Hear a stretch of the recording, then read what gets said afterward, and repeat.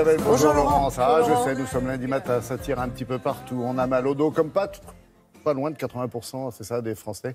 Et vous allez nous parler d'une nouvelle thérapie, la magnétothérapie. Pourquoi on en parle aujourd'hui? C'est tout récent? La magnétothérapie commence à faire de nouveaux adeptes, notamment chez les grands sportifs, les sportifs de haut niveau qui veulent éviter de prendre des médicaments, des antidouleurs, des antalgiques, comme on dit, pour récupérer, soigner les déchirures musculaires, etc.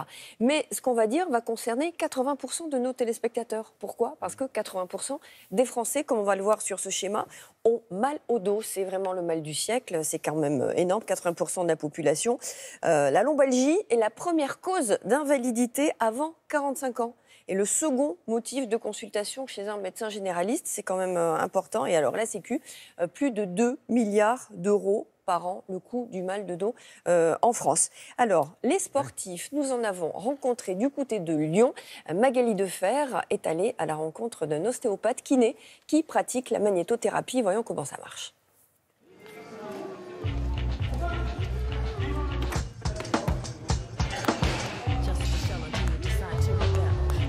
J'ai 25 ans, je suis boxeur professionnel depuis 5 ans maintenant et je suis champion de l'Union européenne dans ma catégorie.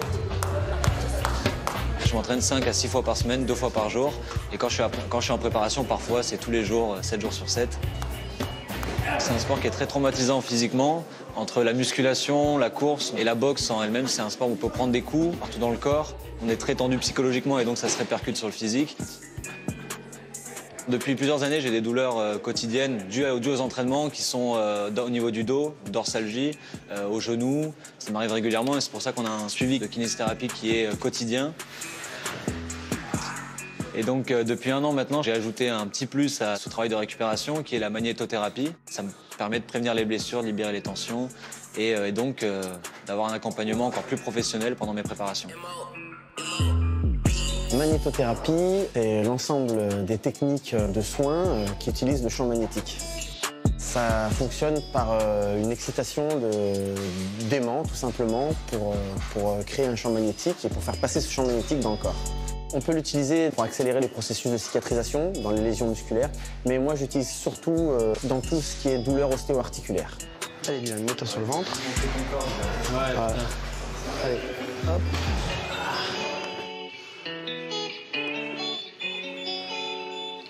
Là, on est parti sur une séance de 25 minutes. Le champ magnétique est diffusé sur le rachis de Dylan. Ça va lui permettre d'avoir des effets antalgiques et anti-inflammatoires.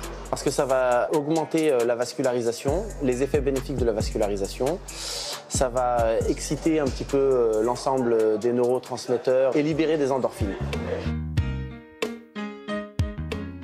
En complément d'une séance comme ça, je vais demander à Dylan de porter un t-shirt où les aimants sont directement intégrés.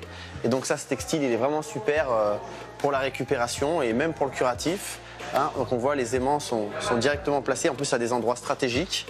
Donc ça, on entoure la zone d'épaule et du rachis. Depuis que je pratique ça, je prends plus d'anti-inflammatoires. Là, je me sens comme un sportif tout neuf. Alors, Laurence, techniquement, on a compris comment ça fonctionnait, mais scientifiquement, qu'est-ce qui se passe Alors maintenant? scientifiquement, là on est un peu en niveau 1, première année de médecine, et il s'agit de physique pure, selon l'hypothèse la plus répandue. Les champs électromagnétiques agiraient en stimulant le fonctionnement des cellules. Jusque-là, ça va.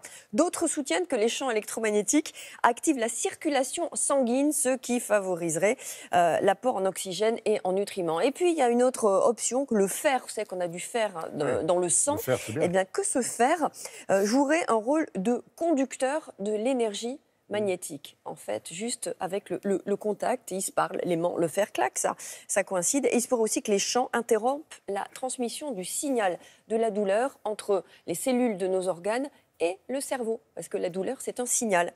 Voilà, donc attention aux aimants que l'on trouve sur Internet, parce qu'il y en a. On peut acheter des aimants sur Internet.